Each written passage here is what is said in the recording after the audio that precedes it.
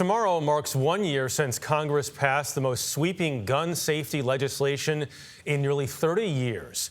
But even as it's being implemented, mass shootings continue, with more than 300 incidents on just the 175th day of 2023. Congressional correspondent Nikole Killion takes a closer look at whether the law has been effective. 1 year after signing the Bipartisan Safer Communities Act, this is a monumental day.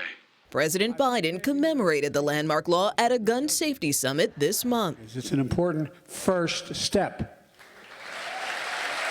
I know it feels like it isn't enough when you turn on the news and see another tragedy in a school, a grocery store, a parade, or a place in America. The facts give us reason to hope, though. The $15 billion legislation includes funding for mental health, school safety, and anti-gun violence programs, incentivizes states to implement red flag laws, and requires enhanced background checks for gun buyers under 21. Since its enactment, congressional sources say at least 205 transactions have been denied for young purchasers, and more than $1.5 billion has been delivered to states, with an additional $230 million dispersed for crisis intervention initiatives. Do you feel the law has been effective as it was intended? Well, the main goal of this is to save lives. And if you ask me, has this legislation saved lives, my answer is yes.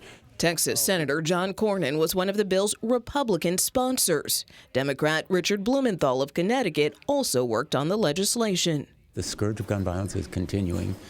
The Safer Communities Act is by no means the final answer here. I appreciate what they did. It's not enough. Gail Schwartz lost her nephew in the Parkland shooting in 2018. She camped outside of the Capitol with families from Sandy Hook to Uvalde, demanding more action.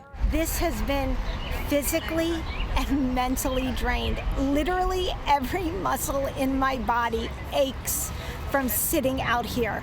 But it's still, this is easy compared to what I went through burying and grieving for my nephew. I absolutely think the country's in a better place in terms of moving forward on gun safety policy.